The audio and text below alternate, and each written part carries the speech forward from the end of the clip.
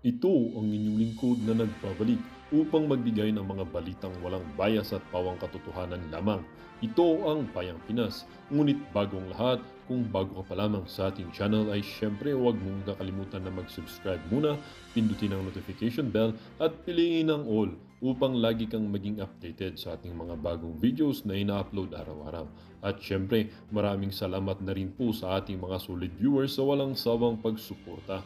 Huwag na huwag rin din pong kakalimutang mag-iwan ng like at i-share ang ating mga videos upang maging aware din ng ibang tao sa kung anong nangyayari sa ating bansa. At kung mayroon ka naman pong opinion or di kaya hinaing, ang ating comment section po ay bukas para sa inyong mga saloobin. Laging tandaan, bilang residente ng bansang Pilipinas, ang ating opinion ay dapat marinig at mapakinggan. Ito na nga mga kaibigan, atin nang panoorin ang kabuuan ng video.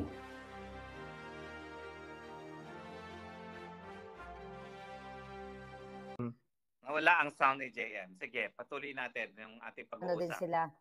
Hanggang bumalik JM. Oo. Balikan natin yung tanong ni Ken, ano, yung significance ngayon sa panahon ngayon. I think mas malakas, although yung mga bata ngayon, they're busy TikTok, pero mas madali na papaabot yung information.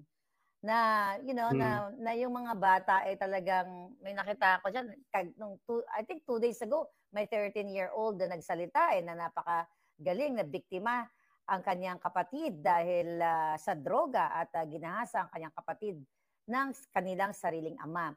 So, medyo challenging kasi nga, yung mga bata, hindi na sila ganun patriotic during our times.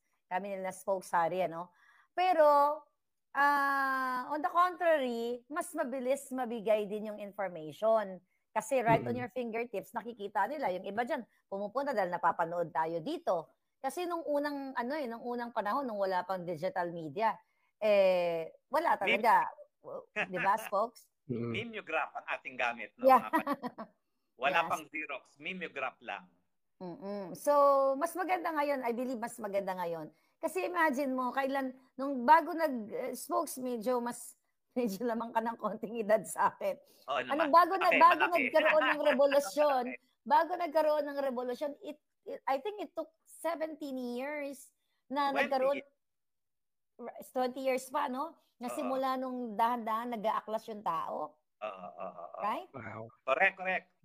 Ako talaga, nanggaling ako sa hanay sa isang pamilya na talaga sa mulat mula tumututol doon sa diktadoryang Marcos. At talagang lumaki ako na tinatago namin yung mga gustong ikulong ni Marcos. Meron na kaming ginawang taguan para sa mga hinahanting ng militar. At talagang nanindigan kami laban sa diktadorya. Never kami na talagang sumuporta dyan sa Marcos. Kaya nga napakasakit ng mga pangyayari. Akala ko babaguhin ng Marcos Jr. ang imahe ng kanilang pamilya, lilinisin ng pangalan, pero mas malala pa ngayon ang nangyayari. At yung panunupil ngayon na nangyayari sa EDSA, patunay na mukhang genetic yung kanilang predisposition na maglabag ng karapatang pantao. Wow. Ginugurgur tayo. Okay, going back, folks, nawala tayo ng konti. Oo nga, sabi ko nga, mukhang genetics na ito na talagang meron na silang predisposition para labagin ang karapatang pantao ng mga Pilipino. So yun yung kagandahan ngayon, Ken, madagdag ko lang nagsisimula pa lang ang tao na mag-speak up, mag voice out ng kanilang grievances. Wala pa tayong isang taon actually simula nung nag-start yung maisog January this year. Compared dun sa 17 or 20 years, sabi ni spokes, na bago nakamit nila yung tunay na people power. So, nagsisimula pa lang tayo and I believe people will win dito sa fight na to. I hope so. Yeah. Last na lang po. You know what? I just remember, maybe that was 2 days ago, nakalipas ata. When I saw Marcos said those words that wag natin i-impeach si VP Sara, nag-aagawan yung puso at isipan ko. Being a Filipino, we're very good at making things better, making the bad, turning it into good. So, nagiging fairy tale yung maybe there is a reconciliation. Pero at the back of my head, I was maybe thinking, maybe this is just a strategy, di ko alam eh. Di ko alam. Pero how I see it, this is too impossible to stitch together and maybe parang magiging okay na this is going to be really, really, I'm just afraid that this is going to be bloody, just like before. I hope not. I hope not to. But do you guys see that going in that direction? No. Or no? Ako. For me, hindi ko siya nakikita. Kasi, itong pag-impeach kay Sara, nag-start ako mag-expose last year of 2023. Ito yung mga nangyayari ngayon, nasabi ko na to sa aking mga vlog at ang mga informants natin are coming from the government, coming from military, police. So, I don't think na magiging bloody ito. Based nga sa mga nakukuha naming information, they're just waiting for the people to speak up and come out straight. And they will join us. Right, folks? Ang tingin ko, hindi naman po magkakaroon ng gulo dahil sa tingin ko magkakaroon ng isang boses ang ating militar. Ngayong binigyan na sila ng papel sa ating saligang batas bilang protektor ng mga mamamayang Pilipino, tingin ko magkakaisa sila sa kanilang desisyon na panahon na para protektahan ang ating mga mamamayang Pilipino at ang ating saligang batas. Dahil gaya ng sinabi ni Tatay Digong, talagang papalitan nila ang saligang batas dahil hindi mananalo bilang presidente ang isang tambaluslos. So nandiyan po ang ating hukbong sandatahan, tumatayong protektor ng saligang batas, protektor ng mga mamamayan. Yan. With that, thank you so much, Marty. No. Salamat po, and I know it's very odd to say this despite the magulo kasi, pero I want to wish you guys Merry Christmas. Merry Christmas. Christmas. Sa inyo dira in advance. Thank you. This is such a pleasure. Dagan salamat. Sige guys, God bless po. Salamat. Alright. Bye-bye. All right. So, folks, nakakatuwa yung gantong discussion, nakakakuha tayo ng mga insights coming from our mga kabataan. For sure, mas bata sa atin yun. Oo nga. At karamihan na ng mga nagsasalita ngayon, mga kabataan. No? Dati-dati nga, wala tayong pamamaraan na madinig. No? Kasi pagpunta lang ng rally. Alam mo, isa rin siguro ito sa dahilan kung bakit mas kaunti ngayon ang pumupunta sa kalye kasi meron na nga mga ibang mga medium para ma-express ang kanilang mga sarili. Nandiyan na nga ang internet. No?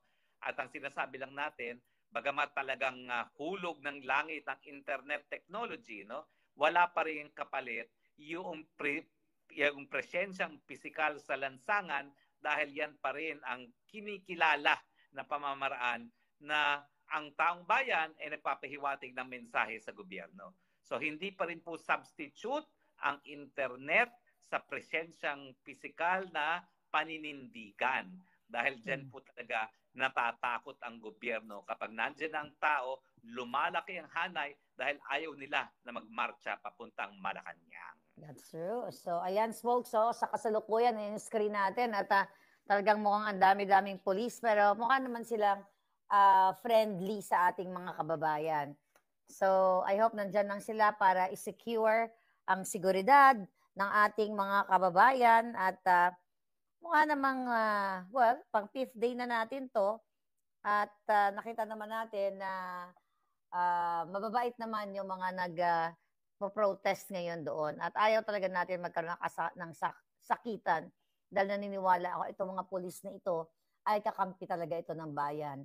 Bagamat nape-pressure sila ngayon dahil inuutusan sila ng mga bangag sa Malacanang, but I totally believe na darating ang panahon na itong mga to ay mag-speak up para sa ating bayan. In fact, kasama rin sila sa hanay ng mga mahihirap, bagamat mas malaki ngayon ang komportable nila sa buhay dahil nga dinoble ni Tatay Digong ang kanilang mga sweldo. No? Pero hindi naman nila makakalimutan na bago naman dumating ang Tatay Digong, alam din nila ang kulob ng sitmura ng ordinaryong mamamayan sa liit nilang sweldo ng ating kapulisan at ating kasundaluhan. No? At alam ko naman na dahil sila naman ay dumaan sa proseso ng training, na-discuss din sa kanila na kanilang trainers kung anong ibig sabihin ang protector of the people, ang kahalagahan ng saligang batas, at kung bakit ang kasundaluhan at ang kapulisan ay yan po ay representante ng soberenyang Pilipino na mayroong monopoliya sa paggamit ng dahas. At gagamitin nila itong kanilang estado bilang representante ng soberenyang people para protektahan ang soberenyang mamamayan. So anyway, ayan po, nakikita nyo sa screen ang patuloy na pagdami ng ating mga mamamayan sa EDSA. Nananawagan po kami doon sa mga po pwede pang pumunta sa EDSA, makiisa na po tayo dahil ito po ay isang pamamaraan sa ating pagbalik tanaw sa kabayanihan ni Gat Andres Bonifacio, ang ating kinikilalang bayani na galing sa hanay ng mga mahihirap. Si Gat Andres Bonifacio po, hindi po yan nag-aral sa Espanya, yan po ay lumaki sa isang mahirap na lugar sa Sampaloc at siya po ay revolusyonaryo.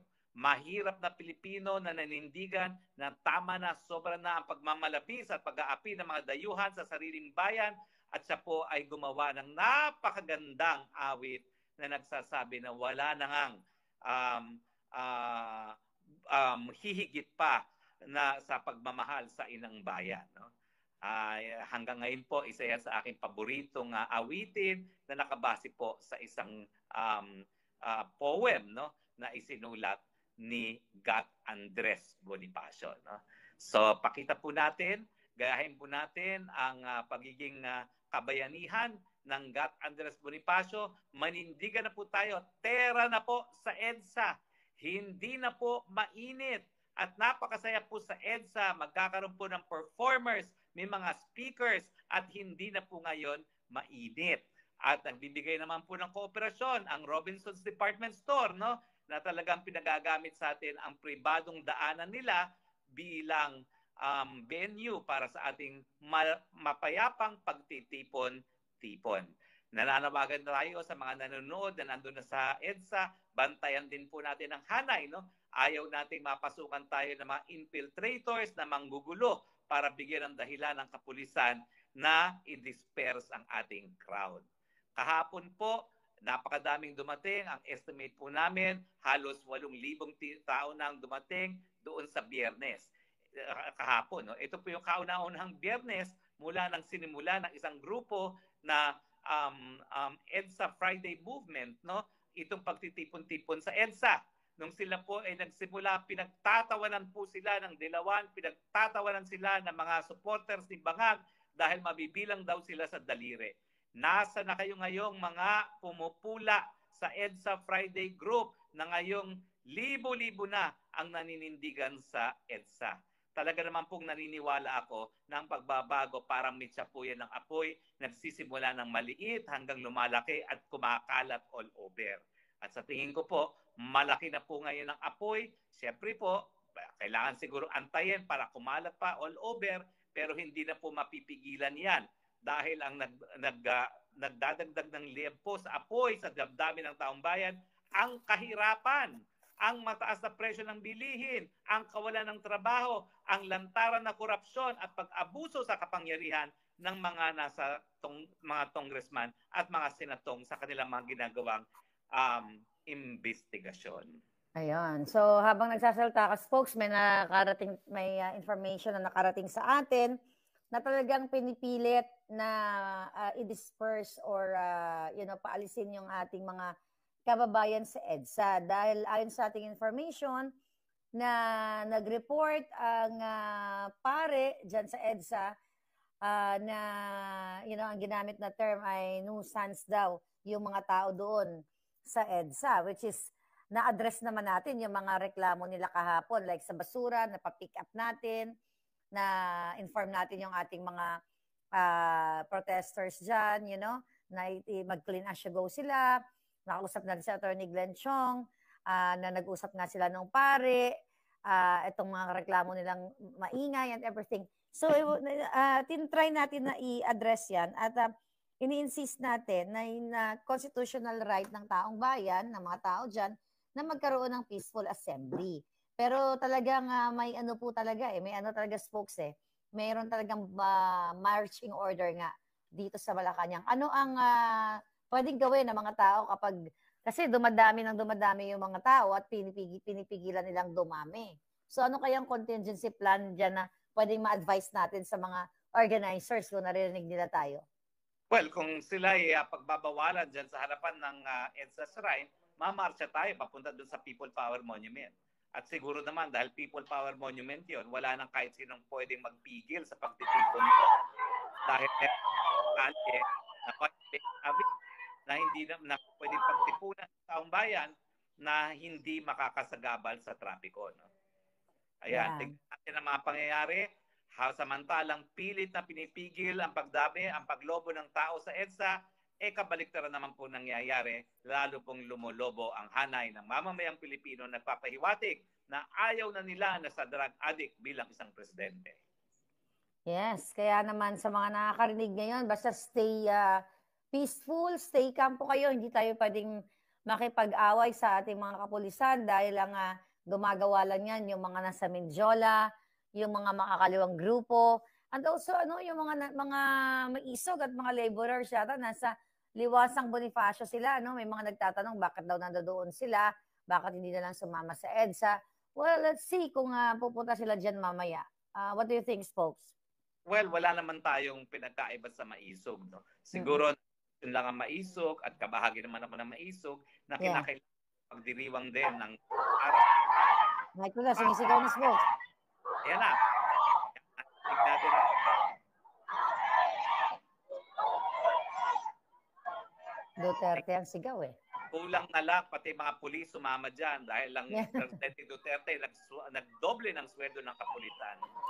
Hindi lang yun maharlika Si Presidente Duterte, nais nilang litisin ngayon sa ICC at ang sinasabi niya, sige, litisin niyo ako dyan dahil wala nang kapatid na litisin naman.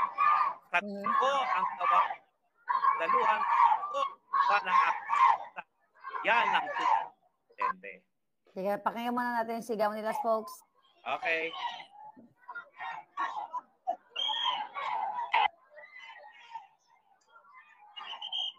Ayan, talagang Duterte, mga kababayan, yung sinisigaw nila, no?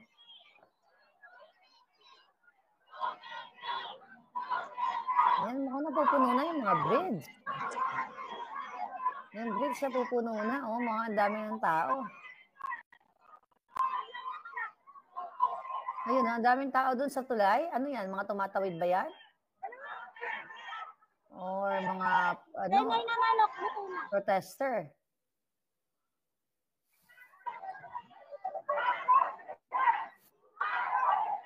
Yes po, Palangga. Yes, Palangga. Anong eksena dyan?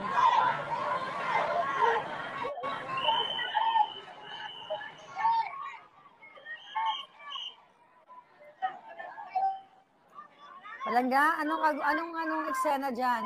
Pwede niyo ba kami bigyan ng update? Ayan mga Palangga, we have 3 cameras in EDSA right now.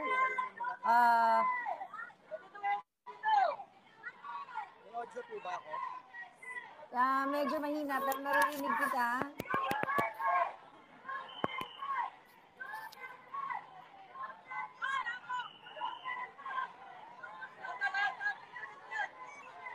Anong sitwasyon dyan?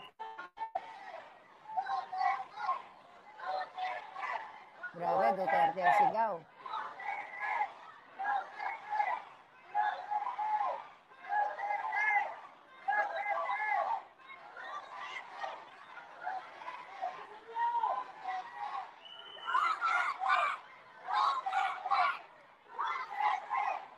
Nakakatuwa yung sigaw ng mga tao.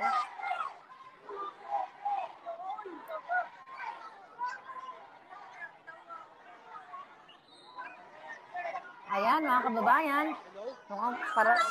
Paraming tao. Yes. Yes, naririnig kita, Palangga. Anong camera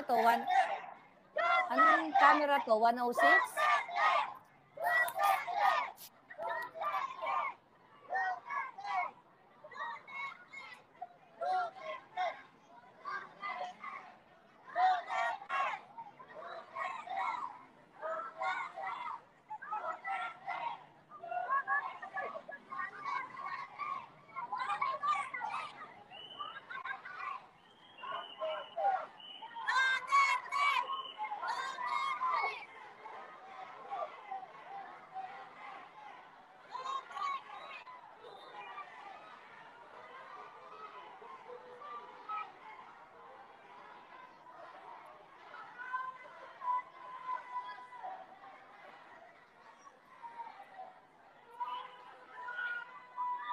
Grabe, dumadami yung mga taong bayan, kaya naman,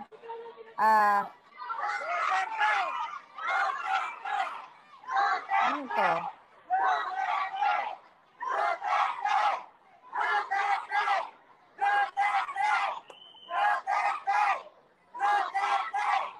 Yan, sumisigaw ng tao.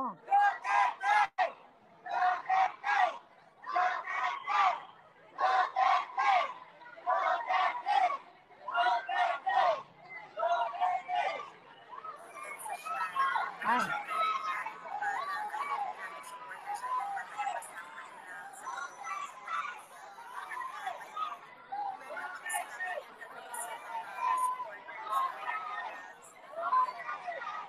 Ayan, sandali lang mga kapalaga, habang nagsisigaw sila ng Duterte, pakinggan natin si Inday Sara Duterte na mayroong mensahe. Okay, tignan muna natin.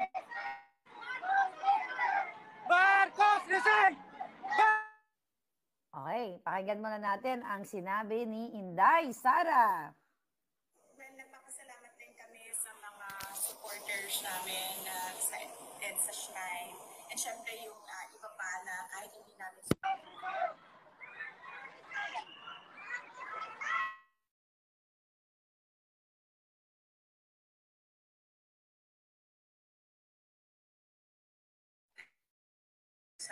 veterans. Ayan palangga, na-mute tayo. Pakinggan natin. Nagpapasalamat din kami sa mga supporters namin sa EDSA Shrine.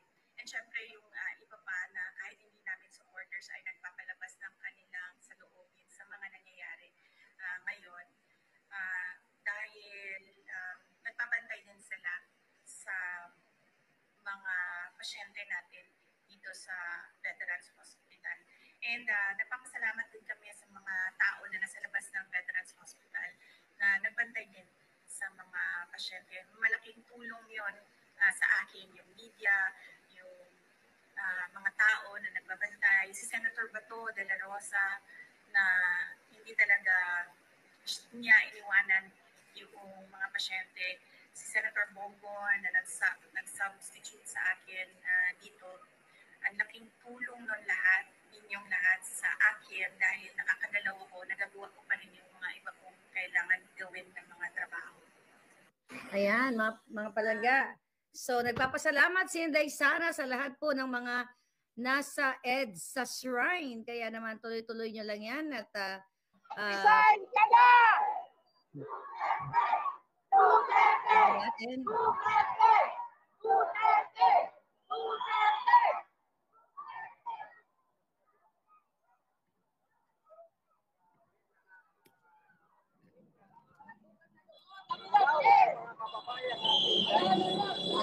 Madami yung tao, ah.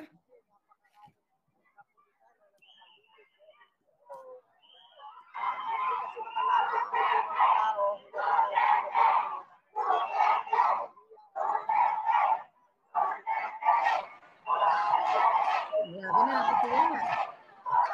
Kung mapupuno ang EDSA, mga palangga, bumunta na kayo doon. Kaya na-alarma si Bangag at saka si Butod. Tapos dito naman sa kabila, ang daming tao, oh. Nakamonitor din ako dito.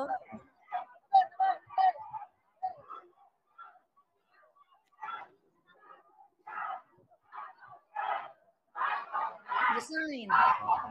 Design.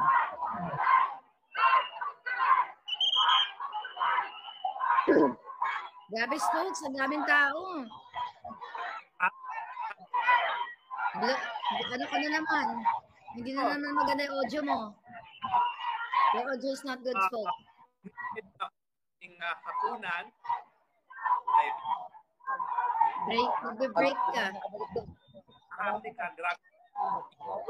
Hindi maganda boses mo sa kaya ang audio mo, Stokes. Po, grabe ang yeah. Si VP Sara nagpasalamat at na-appreciate niya ang mga supporters sa Shrine. Oh my God. Mukhang hindi na napipigilan, dumadagsan yung mga tao sa EDSA talaga. At most ayos ang audio mo, hindi maganda. Lahat ngayon lahat po tayo kabahagi nitong makasaysayan na araw At kailangan suportahan natin ang pagnanais ng karamihan ng mga Pilipino na ayaw na nila sa isang drug addict na presidente, ayaw na nila sa korupsyon. Ayan po ang sigaw ng taong bayan. Ayaw na nila sa mga palpak na tao sa gobyerno. Nakakataas ka balahibo, no? Nakakataas balahibo. Bagamat sila tinatakot at hinahadlangan ng kapulisan, walang natatakot at patuloy na naninindigan ang ating mga kababayan.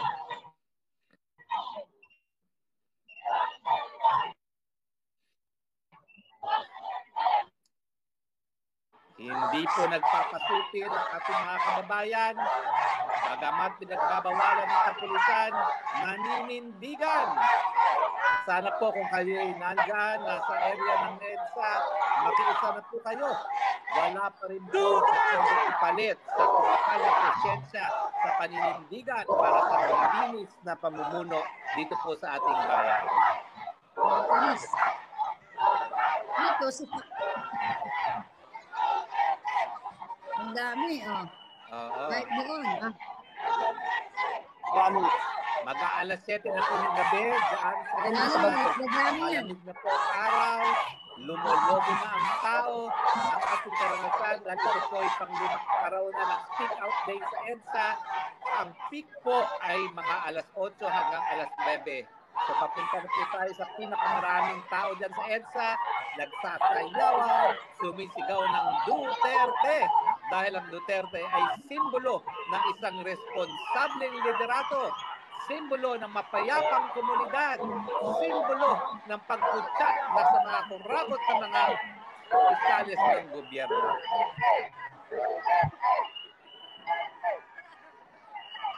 At again, maraming salamat sa iyo, Maharlika, dahil alam ko, alas 3 na ng umaga dyan sa iyo.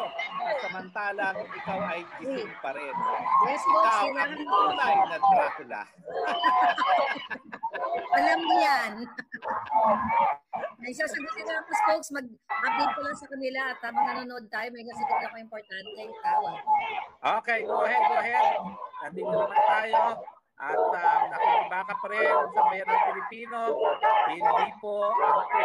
hindi po Duterte ang pinaglalaban. Ang pinaglalaban po ng tao ay yung tatak Duterte na liderato. Yung nagkaroon ng mapayapang komunidad, yung nagkaroon ng solusyon sa problema ng lantad na droga, yung nagkaroon ng mas komportabling buhay ang mga mamamayan, yung gobyerno na nagbigay na tinawag ng pinaka-promising na ekonomiya sa buong mundo. Yung gobyerno po na nagbigay na isa sa pinakamayapang lugar na ang Metro Manila at nakukupara, hindi po nila mapita na ikumpara ngayon ang sitwasyon sa Pilipinas na isa na po tayo sa pinakatakadong lugar sa buong mundo na lantaran na po muli ang kriminalidad. Kadsad na ang piso, halos wala na pong balor ang piso, na-breach na po ang pinakamababang halaga ng piso sa kasaysayan ng piso. Pilipino, nagigising na po sila, umaayaw na po sila. Dahil una-una, napakahirap ng buhay. Hindi po yan ang pinako ng Presidente Bongbong Marcos. At hinahanap nila muli ang pangako ng nakalito sa administrasyon na mas komportableng buhay sa lahat.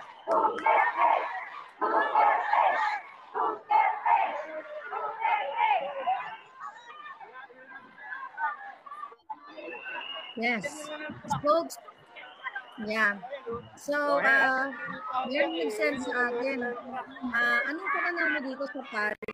Ito na si Jerome si Salvador. Mute muna natin. I-mute ko lang muna. Okay. My statement, itong si Father Jerome Siciliano.